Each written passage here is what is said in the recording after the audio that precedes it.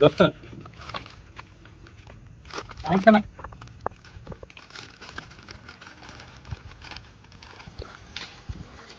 ಮತ್ತೇನ್ ದೋಸ್ತ ನಿಂದು ಸ್ಯಾಲ್ರಿ ಆಗೈತಿ, ಪಾರ್ಟಿ ಗಿಟಿ ಯಾವಾಗ ಮತ್ತೆ?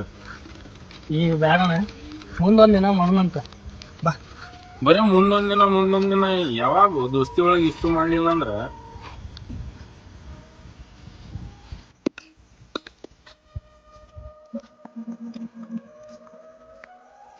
ಕೊಡ್ಬೇಕಂತ ಭಾಳ ಆಯ್ತು, ಆದ್ರೆ ಪರಿಸ್ಥಿತಿ ಕೈ ಕಟ್ಟಿ ಹಾಕೈತ್ ನಂತ. ಮಾಡೋಣ ಮುಂದೊಂದು ದಿನ ಮಾಡೋಣ. ಬಾ ಬಾ. ಏನಾಗೈತಿ ಅಂತದ?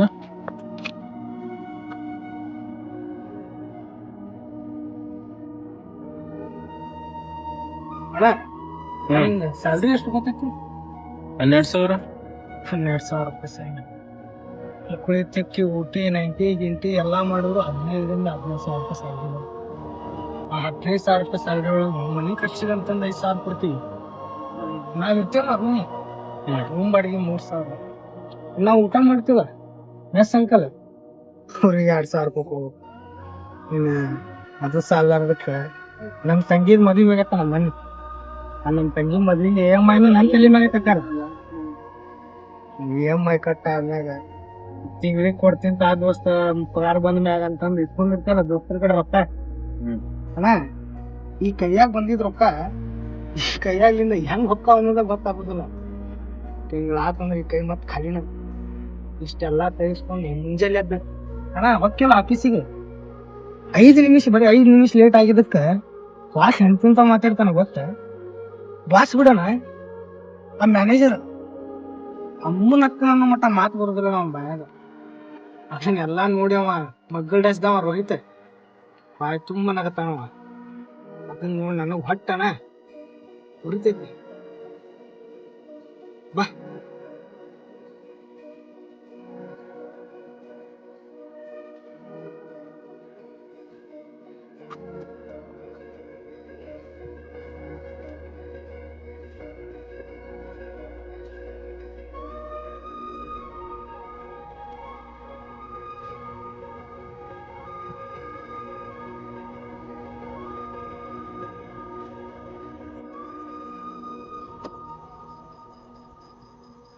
ಅಣ್ಣ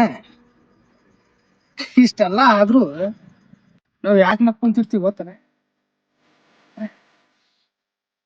ಅಣ್ಣ? ಮನ್ಯಾನವ್ರೆ ನಮ್ಮನ್ ನಂಬಿ ನಮ್ಮನ್ ನಮ್ ಮ್ಯಾಗ ರೊಕ್ಕ ಖರ್ಚು ಮಾಡಿ ಓದಿಸಿ ಎಲ್ಲಾ ಮಾಡಿ ನನ್ನ ಮಗ ಸಾಕ್ತಾನಂತಂದ ಕಳ್ಸ್ಯಾರ ನಮ್ಮನ್ನ. ಅಣ್ಣ ಗೊತ್ತಿಲ್ಲ ನಾವ್ ಮುಂದೆ ಏನ್ ಹಾಕ್ತಿವ ಬಿಡ್ತೀವ ಅಂತಂದ ಫ್ರೆಂಡ್ಸ್ ಫೋನ್ ಮಾಡ್ತಾರಣ್ಣ, ಮಚ್ಚ ನಾವು ಅಲ್ಲಿ ಟ್ರಿಪ್ಪಿಗೆ ಹೊಂಟಿವಿ.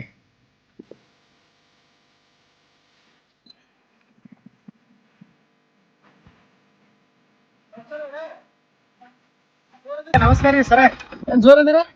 ನೀವೆಲ್ಲ ನಿಮ್ ಆಶೀರ್ವಾದ ರೀ ಸರ್. ಡ್ಯೂಟಿ ಮುಗಿಸ್ಕೊಂಡ್ ಜೋರ್ ಹೋಗ್ತಿರ್ತೀರ? ಅನ್ನ ನಾವು ಕುಂತಿದ್ರಿ ಸರ್, ಈಗ ಡ್ಯೂಟಿ ಮುಗಿದ್. ಏನ್ ಜೋರ್ ಅದ್ರಿ ಬಿಡು ಸರ್. ಡ್ಯೂಟಿ ಆಶೀರ್ವಾದ ರೀ ಸರ್. ಏನ್ ಸರ ನಿಮ್ ಆಶೀರ್ವಾದ ಇರ್ಬೇಕು ನೋಡ್ರಿ. ನಮ್ಮ ಆಶೀರ್ವಾದ ಸರ್, ದಿನ ದುಡಿಬೇಕು, ದಿನ ತಿನ್ಬೇಕು. ನೀವು ನೋಡ್ರಿ, ನೀವು ದುಡಿತೀರಿ, ನಿಮ್ಗೆ ಸರ್ ಎನಿಸ್ಕೊಳ್ತೀರಿ ಸರ್. ಮತ್ತೇನು ಸರ್? ಸರ್ ಆಯ್ತು ನೋಡಿದಣ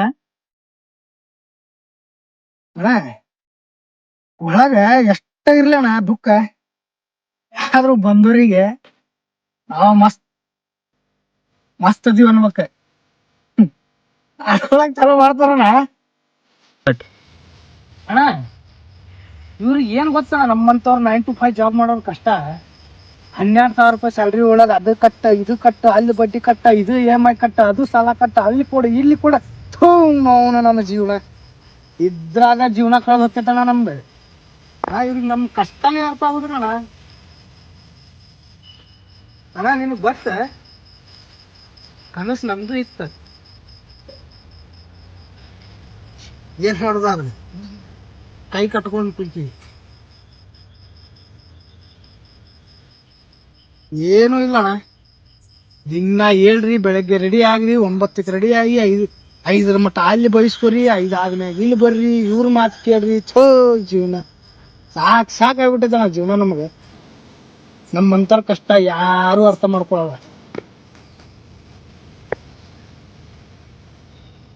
ಹಾ ನನಗೂ ಅನಿಸ್ತೈತವ ಇದೆಲ್ಲ ಬಿಟ್ಟ ನಮ್ಮ ಊರಿಗೆ ಹೋಗಿ ಸಣ್ಣದ ಯಾಕಾಗಲ್ಲ ಬಿಸ್ನೆಸ್ ಮಾಡ್ಕೊಂಡು ನಮ್ಮ ಮನ್ಯಾರ ಜೊತೆ ನಮ್ಮ ಅಕ್ಕನ ಜೊತೆ ನಮ್ಮ ಅಪ್ಪನ ಜೊತೆ ನಮ್ಮ ಅವ್ವನ ಜೊತೆ ನಮ್ಮ ಅಣ್ಣನ ಮಕ್ಳ ಅಕ್ಕನ ಮಕ್ಳ ಬಾಯಿ ತುಂಬ ಮಾಮ ಅಂತಾರ ಕಾಕ ಅಂತಾರ ಅದು ನನಗೂ ಆಸೆ ಐತಣ. ಆದ್ರಣ ನಮ್ಮಪ್ಪ ಸಣ್ಣ ಇದ್ದಾಗ್ಲಿಂದ ಸಾಲ ಮಾಡಿ ಸಾಲಿ ಕಲಿಸಿ ಇಷ್ಟು ದೊಡ್ಡವ ಮಾಡಿ ಕರ್ಕೊಂಬಂದ ನನ್ನ ಮಗ ಚಲೋ ಇರ್ಲಿ ನನ್ನ ಮಗ ಹಂಗಿರ್ಲಿ ಅಂತಂದು ಸಾಲ ಮಾಡಿ ಕಲ್ಸಿದಾರ ಆಯ್ತು ಅಣ್ಣ. ಅದು ಒಂದ ರೀಸನ್ ಕಣ ಇವತ್ತಿಲ್ಲ ನಡ್ಕೊಂಡು ನಿಂತೈತಿ. ನಮ್ಮವ್ವ ಎಲ್ಲರ ಮುಂದೆ ನಮ್ಮ ದೊಡ್ಡಪ್ಪನ ಮುಂದೆ ಹೇಳ್ತಾಳ, ನಮ್ಮ ಚಿಗೋನ ಮುಂದೆ ಹೇಳ್ತಾಳ, ನಮ್ಮ ಕಾಕನ ಮುಂದೆ ಹೇಳ್ತಾಳ, ನನ್ನ ಮಗ ಆ ಕಂಪ್ನ್ಯಾಗ ಅದಾನ ಈ ಕಂಪ್ನ್ಯಾಗ ಅದಾನ, ನನಗೆ ಅಷ್ಟು ರೊಕ್ಕ ಕಳಿಸ್ತಾನೆ ಇಷ್ಟು ರೊಕ್ಕ ಕಳಿಸ್ತಾವ ಅಂತಾಳ ನಮ್ಮವ್ವ. ಅಣ್ಣ ಹೆಂಗಣ್ಣ ಅವ್ರ ಆಸೆನ ನಿರಾಶೆ ಮಾಡ್ಲಿ?